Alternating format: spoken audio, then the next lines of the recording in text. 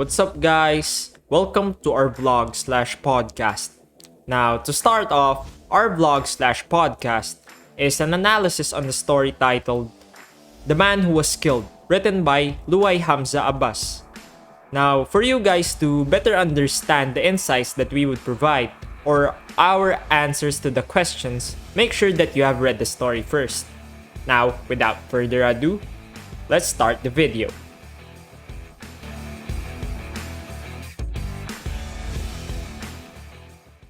Before we start and talk about what the story is about, let's give a short background about the author, Luay Hamza Abbas.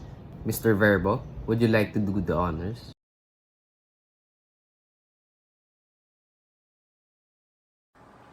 Sure, Sean. Luay Hamza Abbas is a novelist and a short story writer from the port city of Basra in southern Iraq.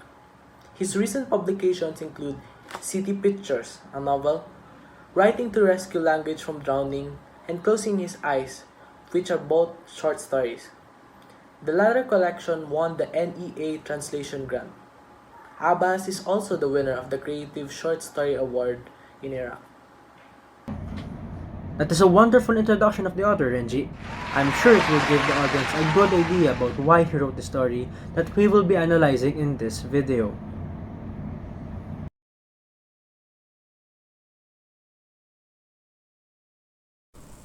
Now, let us start with the first question. It's just a simple question to get us started. What is the text titled The Man Who Was Killed all about? You can answer the question in any way you can, either start with the story setting or its theme. I think that's a really great question to give us context about the story. So I guess I'll start first. For me, the short story titled The Man Who Was Killed is about a man who followed an unusual and kind of an immoral routine every day, and he was content as long as he followed his routine. He threw pebbles at a house that no one was living in. He kept on throwing pebbles at the house every day. The man thought that what he was doing was normal, and he was happy with what he was doing. He didn't know it was wrong and that his actions had consequences.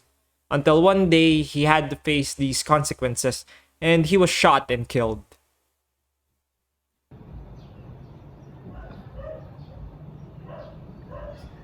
What a wonderful answer, Mr. Pajarillo. I'm sure your answer would be beneficial as it gives readers a different perspective on the story's main idea. Given that all of you guys have read and understood the story, what do you think are its interesting scenes? And why? For me, I think that would be how the man with the routine would always throw a pebble into the window. I see this interesting as it made me think on whether he was doing this for a reason. Just like in some romantic movies where the guy would usually throw a small pebble into the window of the guy's crush or girlfriend to get the attention of the person who was living in that room. So it made me think, what if the man was doing that since the person that lived before in that room was someone who he had loved, and since the person is no longer there in the house, throwing pebbles into the window is the only thing that he has to remember of her. Those were some great answers. You guys have described the scene very well, and it for sure helped people visualize those scenes. Okay, moving on. How can the literary piece be relevant to the current situation of the 21st century? You can relate the story to any current events if you want, or you can just answer the questions any way you like. There are many events or issues in our society that we can relate to the events that are found in the story. For example, we can see in the story that the man throwing pebbles at the house did not think that what he was doing was wrong. He threw pebbles at the two-story house every day. He didn't think it was wrong because he kept on doing it. And nothing really happened to him. He was ignorant and kept throwing pebbles until one day he finally faced the consequences of his action. He was shot and killed. It was too late for him to learn his lesson. We can relate this to the current situation of the world today, especially with regard to global warming and climate change.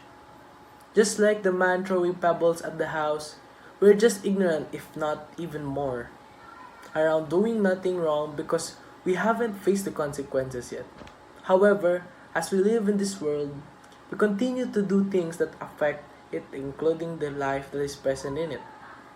We do things such as using plastic products, not disposing of our trash properly, or even by using products that have been made from natural resources and cannot be replaced. We may not realize these things, but sooner or later, the consequences of our actions will come. We might not even have a world to live in the future.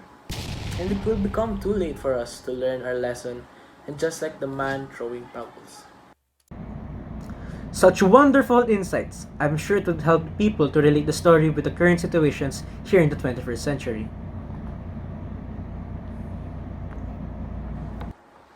Now that we have analyzed the story through its interesting scenes and by relating it to the current situation of the 21st century, let's proceed with each of our learnings.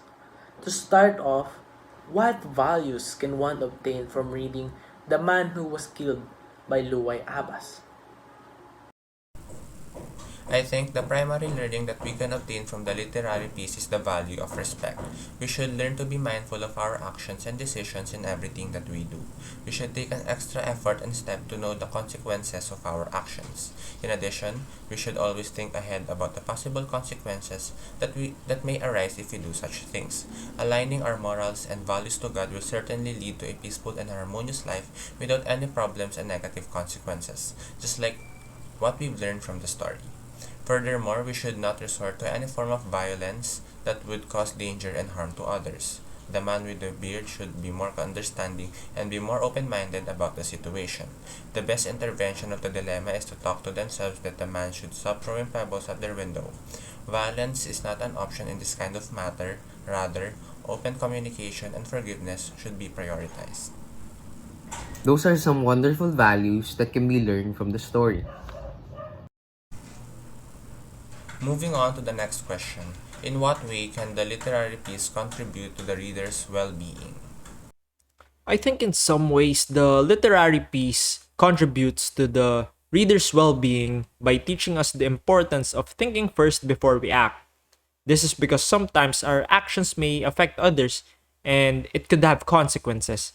I'm not saying that we are going to get killed like the man in the story if we don't think before we act. However, it is important to take note that our actions have consequences, and if we want to avoid trouble, we should think first before we do some things that we might regret doing later on. It is also important to note that we should not overreact like the man who had the rifle and killed the man who was throwing rocks at his house. It is important to teach people a lesson, but we should do it in a less violent manner. The text teaches us self-awareness and the importance of not being ignorant. We are free to make decisions for ourselves, but we should first know if these decisions are going to affect others. This is how the text contributes to the reader's well-being. I guess that wraps up our discussion about Luay Abbas' story titled The Man Who Was Killed. I hope that you have learned a lot from our discussion, and in the future I am looking forward to discussing other stories with you guys. This is Group 5 from SSC signing out. Goodbye.